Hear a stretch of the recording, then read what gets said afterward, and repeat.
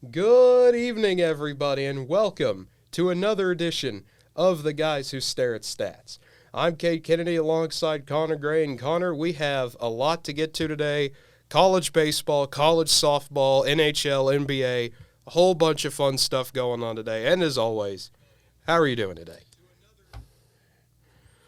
Doing all right. Obviously, we're just kind of excited to see how the NBA is going to turn out. Also, just really interesting. We're not seeing LeBron back pretty much back here. Another season without him back here, and also pretty much we get to see how pretty much how people will see how Golden State will do without having to rely on Kevin Durant for winning two of their three, even though they really didn't need him for that. Yeah. More than likely. But obviously, Boston's finally back. Yep. Interesting to see the Celtics there. So, obviously, a.k.a. spoiler, not really a spoiler, but then obviously we're down to the conference finals for NHL. Yep. And we'll get to see how that turns out. Yeah, that will be fun. Oh, the Western Conference is going to be a lot of goals.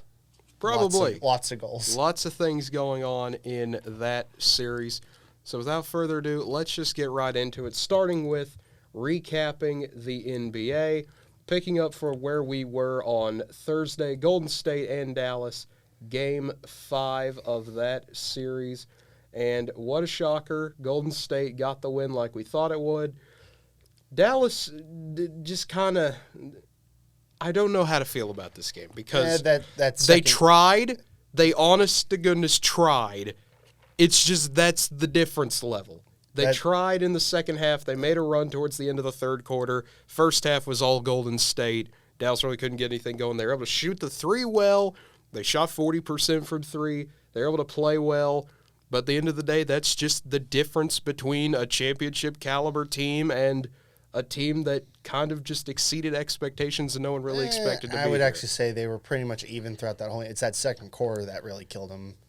They ended up going down 14 points. Yeah, I mean that was on that one. That was the big death blow, really. Otherwise, Dallas was pretty much in that game. They just got behind way too much. Yeah, that's what I mean. It was simple mistakes that could have been fixed, weird offensive cues that I don't really know what we were trying to do, but overall, still a successful season for Dallas. They will be back at some point, I think. But for Golden State, they got to win. They got to move on. Steph Curry gets to win Western Conference Finals MVP. So shout out to him winning that. So he finally won a blank Finals MVP award. Now he's got to win an actual Finals MVP. That's the big stuff going on today on Twitter. Kevin Durant was calling people out, saying that, okay, well, Steph Curry's got to prove he's legit now, not, dealing with me being the guy. I was like, okay, this is going to be fun. It's like, you the guy? Really? Yes, Kevin Durant is the guy. Wow. I guess. Slim Reaper. Wow, this man has this man's ego. This man created burner accounts to trash talk 14-year-olds. Let's not act like he's the thickest skinned guy in the world. No, just like, but I mean, like, this man really has the gall to talk the way. Yes, he does. I'm sorry, but Katie, you're not that good. You're not as good as you think you are. He's undefeated on Twitter. I'll say that. That's about it. He's got very interesting tweets if you ever look into that history there. But moving on to Game 6 of what happened in the Eastern Conference Finals, we thought Boston would get an opportunity to close them out. The Celtics came out of the gate and did exactly what you're not supposed to do. Start the game out cold. Miami plays well. Boston able to battle their way back into it late, but not good enough. Miami held on 111-103. Jimmy Butler dropping 47 points, having the game of his life, basically. Whatever he needed to do, he got it done. But also, Jason Tatum just kind of only shooting 12. Yeah, only shooting 12 times, but still getting 30 points, 9 of 12 shooting. A very efficient night for him. The main thing was Boston not being able to shoot the three, turning it over a lot. Miami turned it over a lot as well. What we pretty much have gotten used to in this series, where neither team really plays lights out, but they play good enough to outlast the other one. Pretty much. But overall, it wasn't as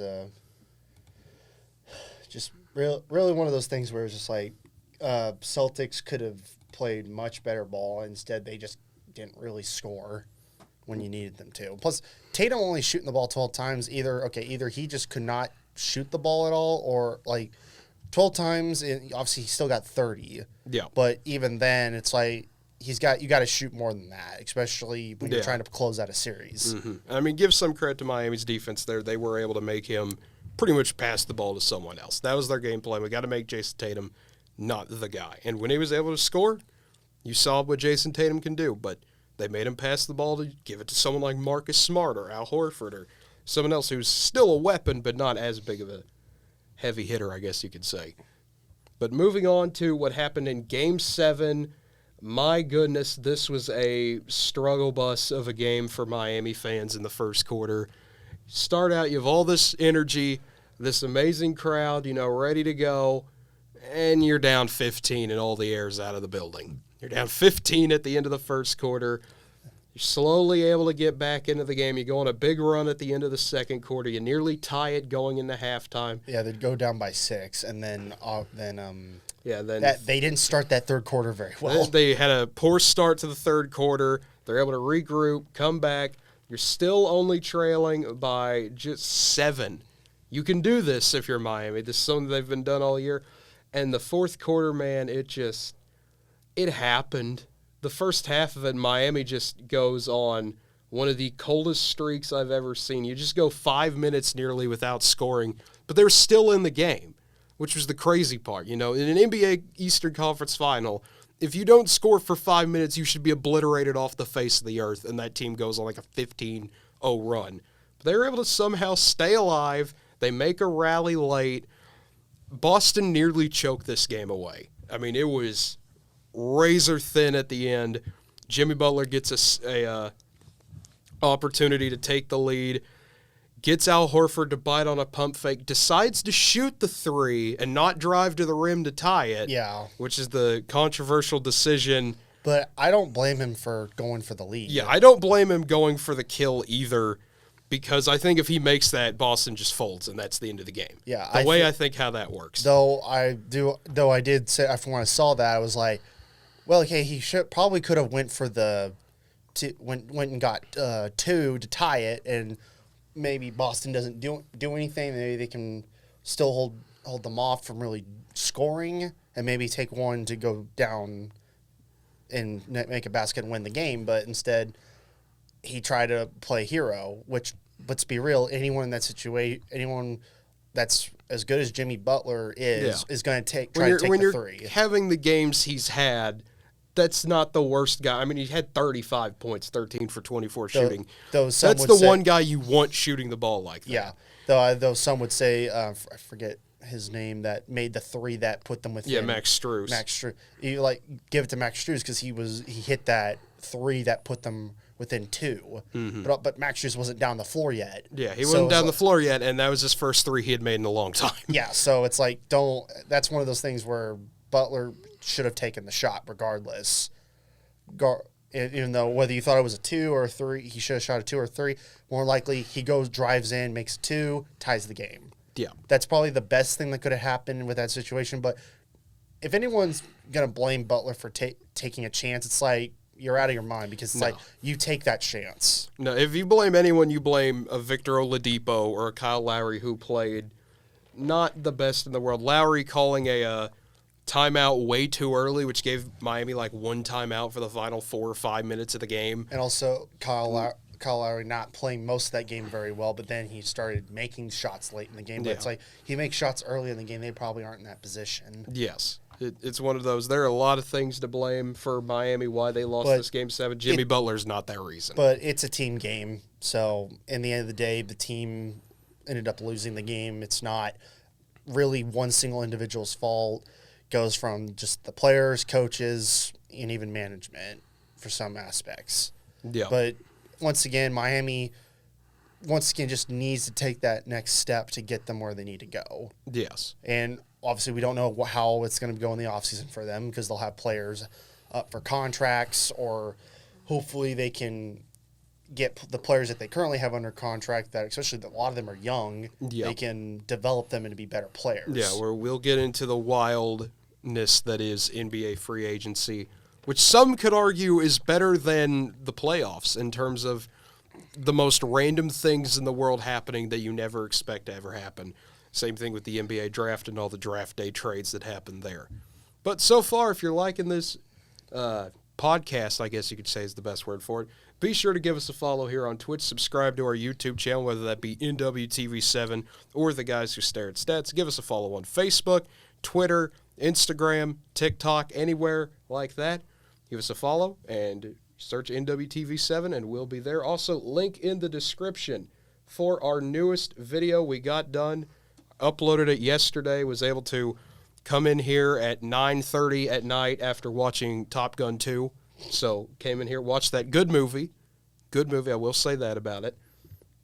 But got in here, got a little super regional softball recap done on that. So click that link there in Twitch chat, and that'll take you to the video. You can watch it, subscribe to our YouTube channel, and all that great stuff.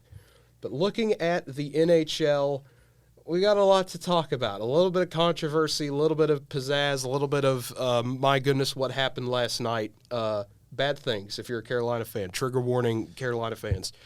Bad things happen. But starting with another red team in danger, Calgary down 3-1 to your arch rival in Edmonton. It's a 4-4 game, and Calgary takes the lead. Except they didn't take the lead because they kicked the puck into the net as it was already going into the net. And Edmonton gets to go to overtime, and Connor McDavid does Connor McDavid things and wins the game for him. Of course. So the Oilers get a 5-4 win. Calgary fans have still not stopped talking about this goal. I don't blame them. It's a really dumb decision where the player's just moving his foot and doesn't even realize he kicked it, but because he moved his foot a certain amount of feet, that is considered a natural kicking motion. In fact, well, it's like it shouldn't have been considered a natural kicking motion, but you can. But obviously, in the eyes of the refs and the instant replay crew, they're going to be like, "Well, you helped advance the puck with your foot, therefore we'll wave it off." The thing is, any team's going to get hit with this. They've been hit with it before. Obviously, not everyone's happy, but obviously that shouldn't have been a decider for this game. More likely, it should have gone to Game 6. Instead, it ended up not happening, and Edmonton ended up winning in overtime. But obviously, that's where you got to tell Calgary, it's like, well, you got to strap in and get that first goal for overtime to win. Instead, Calgary didn't do that. Yeah, they were not able to capitalize, and the Oilers were able to. And that's why Edmonton is in the Western Conference Finals for the first time since 2006. Good Lord, it's been a long time. Almost 20 years. Yeah, and then Avs Blues, big game 6 in St. Louis. St. Louis started off well. Everything's going well. You know it's going well when you get a goal right before the end of the first period.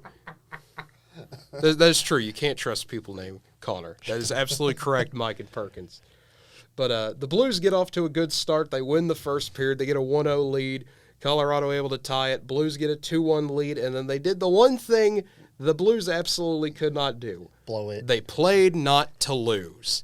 And when you play not to lose against a team that literally just needs to win one game and move on, it's like, what a shocker. Colorado ties the game, and St. Louis continues to play not to lose even further. Colorado gets more and more aggressive, and they get a winning goal from Darren Helm with 6 seconds left to send Colorado to the playoffs. I'm not even mad. I'm just sad that of all the endings, that was the one St. Louis got. Well, and also it's one of the things that you have to realize when you're up on a team, you got to play more more aggressive than they do. Because Colorado, it's like they're not necessarily going to play very aggressive because, like, well, we got to win one game, that's it. But obviously, if you send it to Game 7, then they're gonna go back to being very aggressive because you just even the series. But Colorado's not necessarily gonna. Most of that game wasn't playing the most aggressive because it's like, okay, we just got to make sure we can either tie it up or get a goal to get ahead. Instead, St. Louis, I think, panicked after taking the lead. Was like, okay, we'll just protect this lead. It's like, score. Well, so the thing that bothers me is they were playing aggressive throughout the second period. It was the second the third period started and Colorado made a few changes to get a little bit more of an edge. started playing a bit more aggressive. The second Colorado started to, you kind of saw the reality kick in of, oh, we need to tie this game. St. Louis switched from being the aggressor to being just preyed upon. And the second the game got tied, you just kind of felt the, here we go again. Well, that's what I mean. St. Louis should have been trying to be more defensive. They should have been just as aggressive going at them. Should have tried to rough Colorado up because Colorado's desperate for a goal. If you rough them up, it'll mess with the flow. Yeah, but the worst part is I've complained about Ville Husso a bit on this show. He played phenomenal. He played an absolute... He owned your franchise. He played as good of a game as he could have, but my goodness, the Blues defense just absolutely decided not to help him in that third period, and he was getting... It was basically Ville Husso versus the entire Colorado Avalanche organization. The Colorado Avalanche just don't... let's see... they just absolutely blitzed who was him. the player that hit your goalie? Was it... That was Kadri. Kadri pretty much ended up getting a lot of goals for Avalanche throughout the series. Throughout the series, yeah. And he pretty much owned you guys, even though that wasn't his fault for going into Bennington. I mean, it was one of those things where once that entire sequence happened, you knew, okay, if the Blues win Game 3, they have a chance to make this a turning point in the entire series where it's, okay, time to rally around our backup goalie and let's go out here and absolutely destroy some people. But instead, the Avs got all the momentum from it, got the win in Game 3, and that's the way the series went. Yep. But congrats to Colorado. I hope they get swept by Edmonton and get murdered, but more likely that series murdered as in roughed up, not actually murdered. I got to clarify that for Twitch TOS. That series I believe for Western Conference is going to be... Woo, that's going to be... Yeah, it is going to be an absolutely fun series for sure. Not a lot of fun happening to Carolina, though. We got to talk about this, starting with Game 6. Things went about as well as we thought they would for Game 6, where the Rangers just absolutely beat up Carolina. That's what happens when Carolina goes on the road. 5-2, Rangers get the win over the Canes. I mean... you get a lot of bad stuff happening when your goalie goes down for Carolina with injuries. That is never a good sign. And unfortunately, that continued to plague them into Game 7. Rangers come out of the gate just striking immediately, getting up 2-0 and then 3-0 at the end of the second period. They would end up getting 3 goals in the third period. Yeah, then 4-0, 16 minutes left in your season, and you got to score 5 goals to win the series, or 4 to go to overtime, which it can be done. It can be done. But it is ridiculously difficult. Carolina tried, but the Rangers just turned it into trading goals with them. Well, Carolina finally lost at home. 6-2. Carolina lost at home. The one game they cannot afford to lose at home, they lost at home. Yep. Which means they will finish with a 7-1 home record and still get bounced in the second round. Yep. My goodness. Which leads us to what we will get into starting tonight. 7 o'clock, TNT, the Western Conference Final in Denver. Edmonton taking on Colorado. This will be fun. Avs are favored in this one. I will be rooting very hard against them for a long time. But I think Colorado does win the game. I would like to see Edmonton win, but Colorado is going to make this a shootout, which Edmonton is okay with. Edmonton can compete with that. I think they have they'll have the best player, obviously, Connor McDavid. But I think the Avs just a little bit too much for him at home. I think like we're both saying, it's going to probably be a high scoring shootout for a hockey game. But I think Colorado just edges out Edmonton. Yeah, I do want to say a over-under of 7 in this one. Yeah. My goodness. Vegas expecting high scoring. A lot of high scoring in this one. And then, I probably would take the over on that. Probably. And then Wednesday night, 7 o'clock, Tampa Bay, New York, the Eastern Conference Final in Madison Square Garden. One of my favorite hockey traditions, Tampa Bay versus insert New York team here in the Eastern Conference Final. It's the Islanders for 2 years now. The Rangers get a crack at them. Can it be different? Vegas says no. Tampa Bay is favored in this game, and I don't blame them. I think Tampa Bay is starting to get back into gear where we expect them to be. Yes, they're still without their starting center in Braden Point, but I don't think that really means anything with how deep Tampa still is. I got Tampa Bay winning Game 1. I would say don't. It's like the way New York has played most of these playoffs. It's like don't underestimate them. Yeah, this will be a long series. As much as I hate New York, the Islanders I'm cool with, even though obviously they're still an Eastern Conference rival. I don't like the Rangers. I don't like the Rangers more.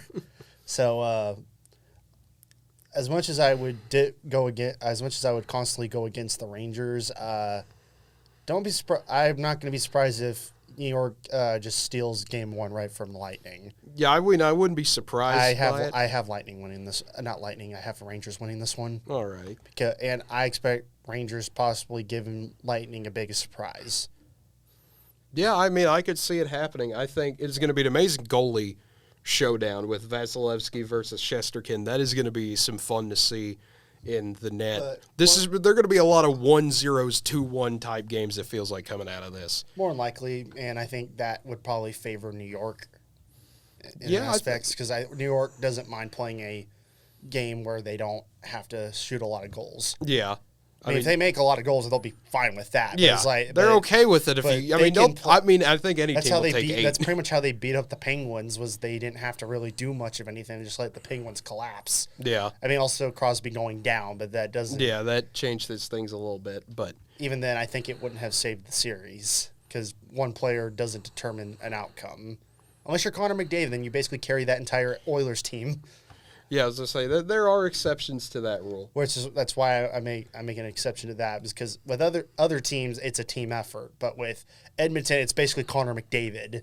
Yes, saving that team. That is what happens there. But moving on to college softball.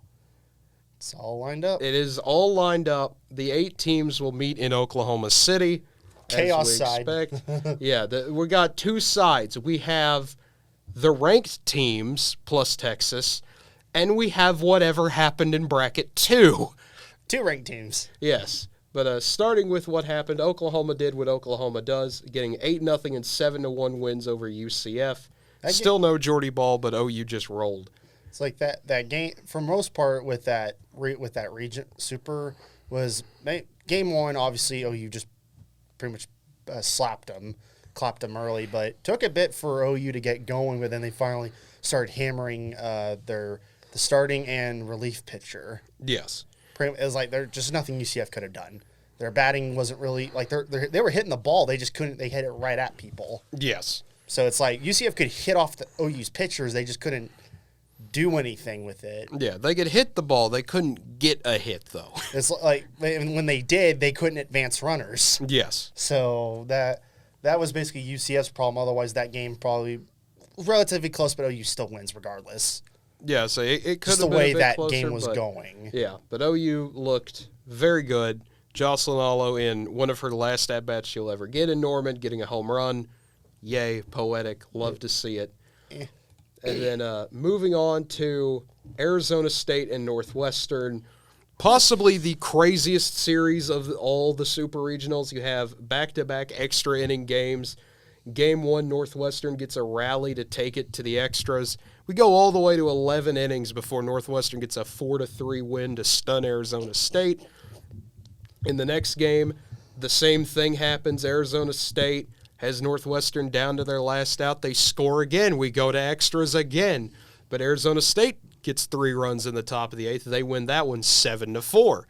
We go to Game 3, which was for some reason played at 8:30 on ESPNU. I don't understand why you had an ESPN slot and they chose not to use it. I will never understand that, but I don't make TV decisions. ESPN. But Northwestern getting an 8-6 win. Arizona State was up 5-0 at the end of the 3rd. Yep. Northwestern rolls all the way back to get that win. They will take on Oklahoma. Game 1 in OKC for both of those teams. Looking at UCLA doing what they do, like I kind of thought we both thought they would.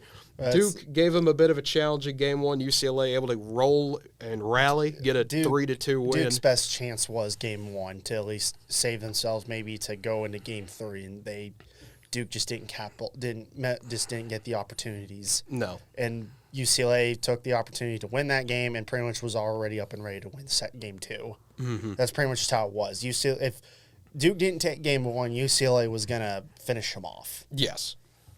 And I mean, that's exactly what UCLA That was pretty much did. what I was when I predict Duke was going to go to 3 with them, but UCLA would still win it.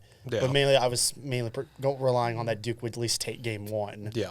But they didn't. So that's the one thing about UCLA. UCLA at home is a very not a tricky team because you know what's going to happen. It's just when is it going to happen? Yep. And that's what UCLA was able to do, get that rally in the bottom of the 6th to get a 3-2 win, and then just absolutely blast the Blue Devils 8-2 in Game 2. Yep. So UCLA, for the 31st time, going to the Women's College World Series. And then Arkansas and Texas. This was a swing of a series where Arkansas comes out at Game 1 7-1. Arkansas absolutely obliterates Texas. Killed Texas, and it was like, wow. And just the way the rest of the series turned out. And then Texas responds by getting a 3-1 win the next day, and then finishing Arkansas off, shutting down the second best offense in America 3-0. And Texas goes for the 6th time ever to the World Series. They'll play UCLA in Game 1 there for those teams. And also, fun controversy to talk about with this regional or super regional. Apparently, Texas did not get any championship gear for winning. The NCAA just didn't send it. Everyone else got hats and like a little T-shirt and everything. Texas just got nothing. So Texas was predicted not to even – so even the NCAA didn't think they were going to win. Allegedly, Arkansas wouldn't have got anything either. The NCAA just didn't send – they didn't send anything. Because they're not team affiliate. They're just basic hats that have the NCAA logo on them and say OKC Bound 2022. They're not even team affiliate. It would have happened regardless, but it's even funnier that it happened to Texas because it's – like, of course that happened to them. Everything weird happened in that super regional. And this one and then insane. Even more oddities. Virginia Tech gets a 6-0 win in a game that lasted 2 whole days because of rain, where I know I talked about this on our video that you can click on in the link in the chat there. But Virginia Tech was up 6-0 in the 6th inning. The game gets delayed, and they decide to move it to a 10 a.m. start Eastern time the next day.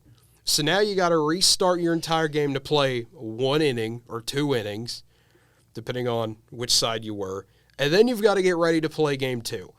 So Virginia Tech and Florida just both kind of existed out there on the field for an inning or two. Let this game be over with. Let's get Game 2 going. And Florida was ready for it.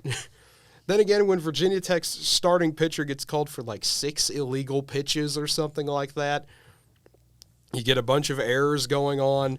Not going to be a winning recipe. Florida takes advantage with a 7-2 win.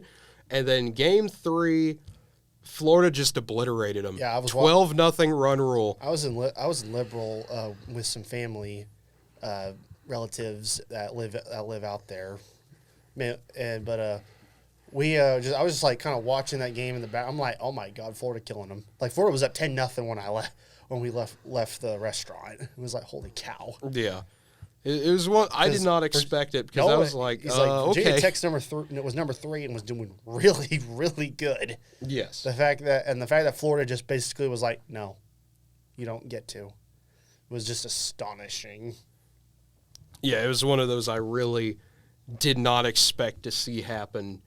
I mean, I thought Florida would be competitive with them. I thought it would go to a Game 3, but I didn't think this is how it would end.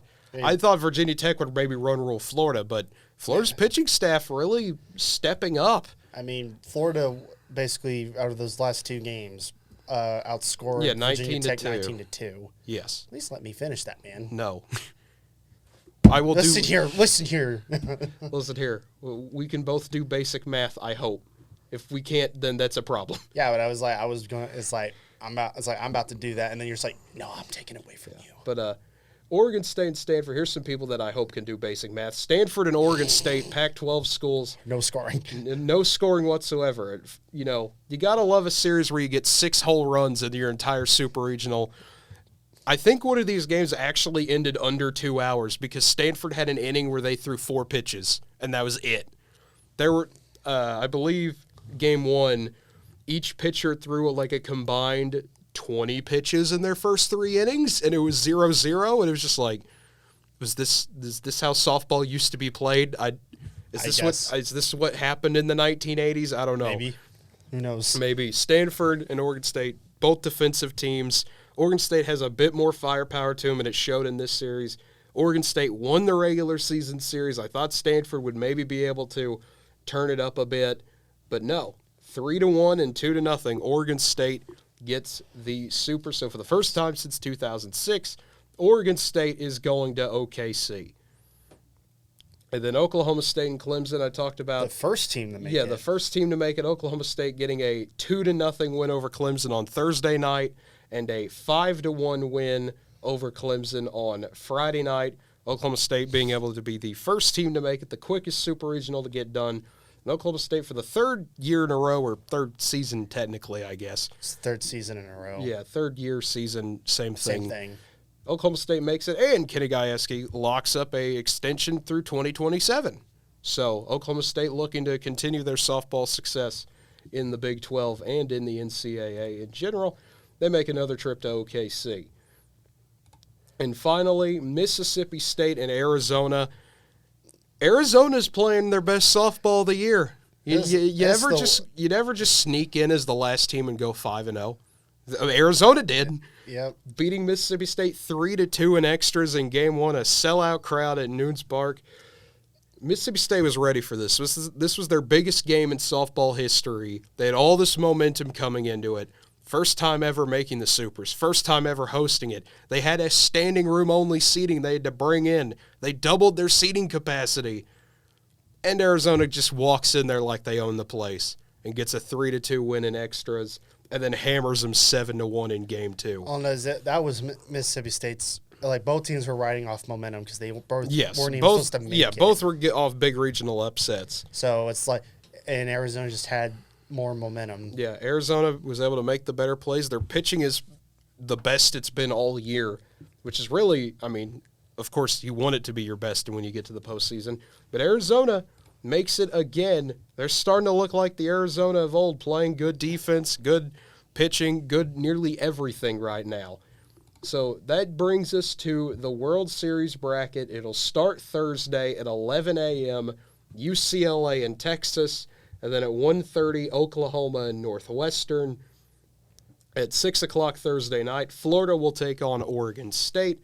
And at 8:30, Oklahoma State will play Arizona. I just like how there's such a big gap in between. Well, we got to do that so you don't get – I mean, do you want to play at 3 o'clock in the middle of June? No, I just say there's such a huge gap. I know. I think that's the reason for it, so you get a morning and a night and you avoid the it feels like 1:15 out here. I love it. OU's going to get that regardless. OU's going to – I mean – OU and Northwestern are going to deal with that. Yeah, OU and Northwestern would deal with that a little bit. But that's a advantage Oklahoma, I would think. I don't think Chicagoans are used to 95 on a normal day and all that humidity. It can happen.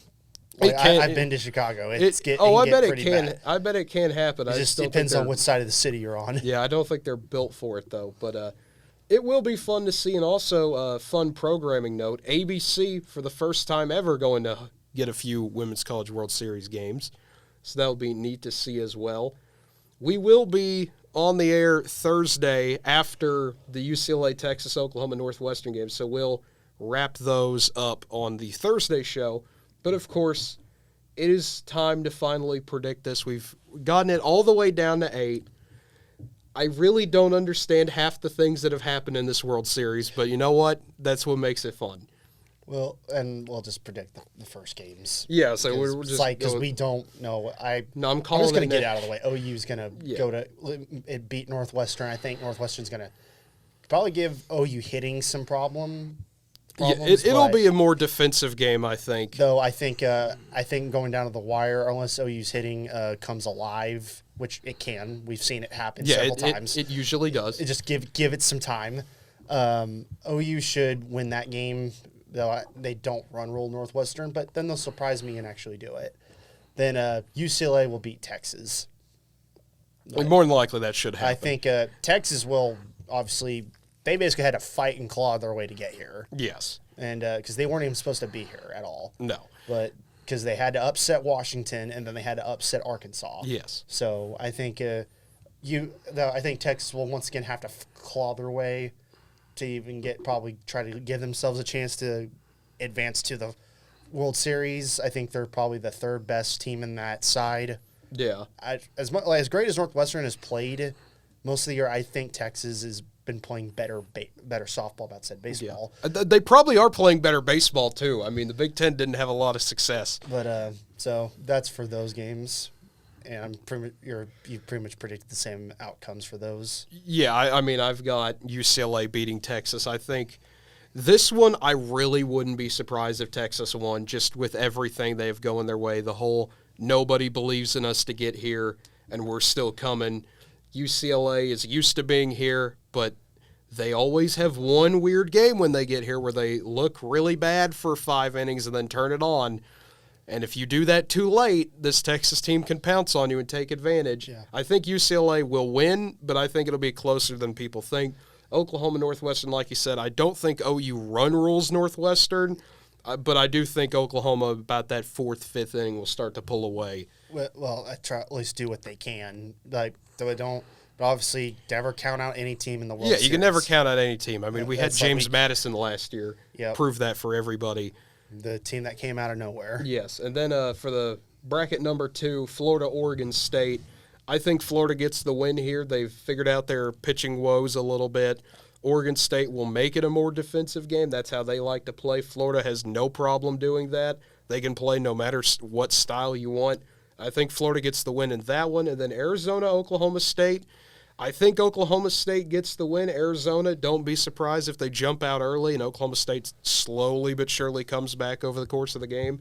But I think we're going to get Florida, Oklahoma State for the June 4th, 6 o'clock game, and UCLA, Oklahoma, this would be the 3rd straight year UCLA and OU have met in the Women's College World Series. It would be a rematch of a game earlier this year. So I'm excited to see all that. Yeah, I also believe Florida will pretty much beat up Oregon State, and then OSU has a tough one with Arizona because Arizona's playing really good right now. Yeah. And obviously OSU's pitching is going to mostly carry them to play Florida. Yeah. Then again, OSU could probably go off on them. Who knows? Yeah, you never know. It's the College World Series. I mean, softball's just crazy. Yes, it is. It is a very fun sport to watch, though. And also, just some other news to talk about. This happened earlier today. I wanted to talk about this. Rogers State, Oklahoma team, winning the 2022 Division II softball title. Proud to see the Hillcats representing our state well. Oklahoma is a softball state. I will let you know that. Not only did OU and OSU make the D1 World Series, Rogers State wins the D2 title, and Oklahoma City and USAO are both in the NAIA World Series. So the only one we don't have is NCAA D3 because we don't have any D3 teams in Oklahoma. It's either your we only have NAIA, and then we pretty much just skip D3. So, yes, California, no longer softball state. Oklahoma, the softball state. That is how this works. But moving on to the baseball side of things, college baseball championship tournaments underway last week. That is all said and done. It is time for the national tournament to begin on Friday. A lot of regionals, a lot of chaos abound. A lot of upsets probably going to happen. We're going to talk about this more on the Thursday show with all this. We'll predict everything then. But I want to talk about the major snub that a lot of people really didn't understand. That's NC State not even making the tournament. This is a projected 3 seed, was in the World Series last year, was an amazing team last year, had a great run in the ACC tournament. As you can see, scrolling through the entire bracket, North Carolina State does not pop up anywhere. I mean, their athletic director had a statement about it. Everybody was upset about it.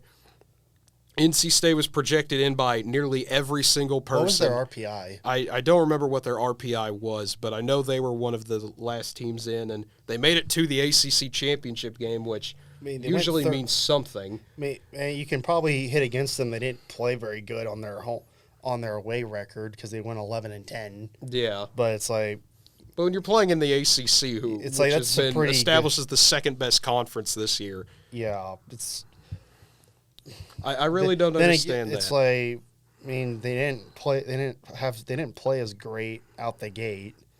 Okay, but obviously they slowly played better ball. But it was just that's one of the ones I don't get because their record. It's like some of these teams that are at least sneaking as a 4 seed somewhere. But instead, no, they get snubbed. Yeah. It's like some of these teams, their records are probably not as good as theirs. Yeah, and then the another big one was Notre Dame, who had an RPI of 14, did not get a host. Instead, they get to be the 2 seed in the Georgia Southern Regional. And my goodness, there were a lot of unhappy people about that, and I completely understand a lot of Division I baseball writers didn't understand that. This was a big what in the world is going on? How did Notre Dame not get a host? They've been playing amazing all year. This has happened with many. This will always be a problem every year. We have teams that have great RPIs, but either their records aren't as good or they just get snubbed for no reason. Yeah, I mean, I really don't understand why they didn't get in. Another one was Oklahoma. Some people did think Oklahoma deserved to get a host. They get sent to Gainesville instead to take on Florida. I would have liked to seen Oklahoma get a host. I understand why they didn't. I think, though, this is why you don't release the host sites the day of the championship games. You just do it all on that selection show Monday. I don't understand why the NCAA felt they had to come out that night while the Big 12 tournament was still going on. Well, there was also another tournament right after. Yeah, and then the Pac-12 hadn't even started yet, and the Big 10 was just finishing. And it was just like, oh, by the way, here's all the host seats. Oh, you played for nothing. It was like, oh, great. I think even then, they still probably wouldn't have even gotten a regional. I don't know. They would have had an RPI of 19, and that would have been a lot better than the RPI they had of 24 going into the day. That would have changed things enough that maybe they could have snuck in over somebody. I think they still get stuck as a 2 seed going somewhere. Maybe, but I just don't, because the way they play, way their overall body of record was, it wasn't necessarily the best. Plus, obviously, really close to the end of the season, getting blown out 18-0 by Wichita State. That doesn't look good. Though, obviously, before the show, you said they rested most of their better players. That's still not an excuse for why you get beat up by a really bad Wichita State team. Well, the thing was they beat Wichita State. The OU has a lot of quality wins and then a lot of really dumb losses. And those dumb losses were, I think, took a heavy toll. Yes, but I think the argument I would make is a lot of that happened early in the year, and you could see the team progressed over time and got better, and that you could see when you beat TCU, when you beat Texas Tech, when you split with Texas, when you split with Oklahoma State, when you do all these great things they were able to do, you win your Final 5 series, you win the Big 12 tournament, which is a thing Oklahoma has always struggled in. There's a lot of reasons I think OU could have gotten a regional and probably did deserve it over, say, a Georgia Southern or a Maryland who had a strength of schedule of 107.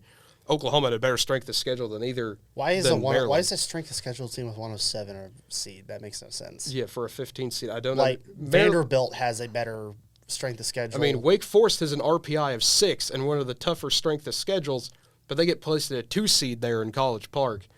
The NCAA selection committee makes no sense. We should not make RPI the one end-all, be-all determining factor. You got to use the eye test at some point. That is my main spiel about this. You got to use a mix of both. You got to use a lot of things, and you not solely rely on one. I can understand the issues with that because like in basketball, because we also talked about this OSU in 2017. It was Mike Boynton's first year, I believe. Yeah. They got instead of making the NCAA tournament, they got shafted because supposedly their non-con wasn't good enough, despite the fact they beat several top 15 teams, top 20 that are in the Big 12, because Big 12 is the best basketball conference. Fight me on that one. They swept Kansas. Yeah. They beat Baylor one time. They beat Baylor. Mm-hmm. They defeated OU twice out of 3 times. Mm-hmm. And yet OU somehow managed to get in, despite the fact they lost 11 in a row and lost to some really bad teams despite Trae Young's efforts to try what they can. I mean, I wouldn't say anyone in the Big 12 was bad that year. I mean, the only loss I could think of that was really brutal that I knew was like, was the K-State loss at Manhattan. I knew that one was going to be three of the bottom teams that, like, TCU wasn't playing good yet. K-State was not as great as they used to be. You had some, overall, OU was not playing good at all. They were losing to teams get really badly that they shouldn't have lost. No, they were losing games. It was a... But the thing is, they were still given an 8 seed, despite that it's like they played more like an 11 or 12. All I can say is that's what happens when you had the Trae Young effect, I guess. That's the only reason I still... It's like, I'm not saying, the thing is that my issue wasn't that OU made the tournament. It was OSU did not make it, despite the fact OSU played much better. Obviously, this argument runs with anything that's pretty much not football. Yeah. If you don't play, if it's not football, you run into this problem. I can understand why people are angry, but I don't feel as much sympathy for a lot of teams. I can I can understand the arguments and I can agree with people on it, but I'm not going to feel as bad, mainly because I'm used to it.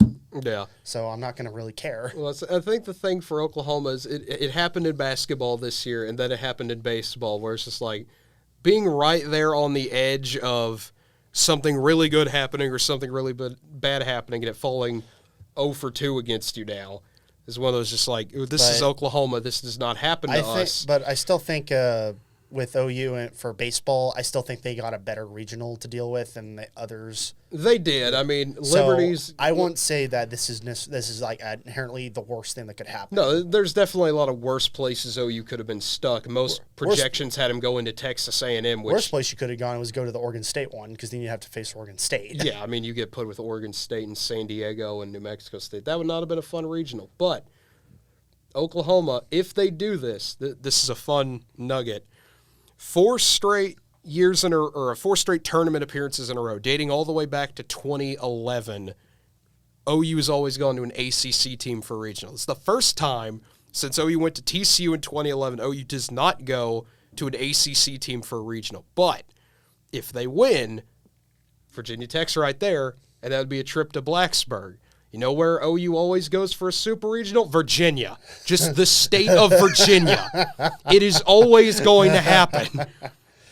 2010, where did OU go? Virginia. 2012, where did OU go? Virginia. 2013, where did they go? Virginia. Where does OU always go? Virginia. So it is hilarious. Tech, TCU, Texas, Oklahoma State. Yes. Just those teams. Yeah, West Virginia did not make the cut. Yeah, well, yeah, because they didn't play. They were almost dead last. They were 6th.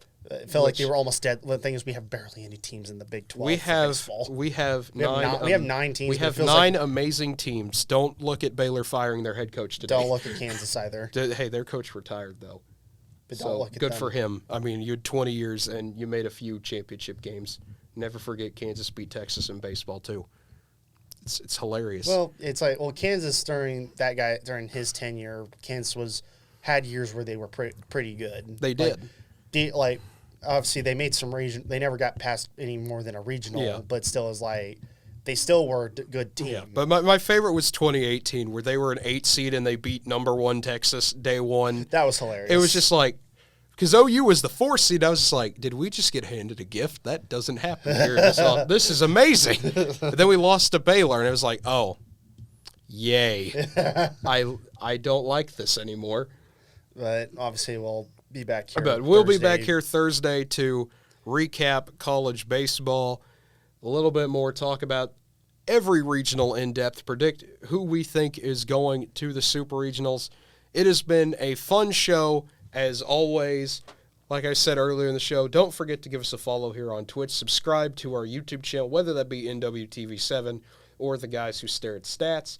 Give us a follow on NWTV7 on Facebook, Twitter, Instagram, TikTok, wherever your social media is. Just search for NWTV7, and we will be there. For Connor Gray, I'm Cade Kennedy, and have a wonderful time, everybody.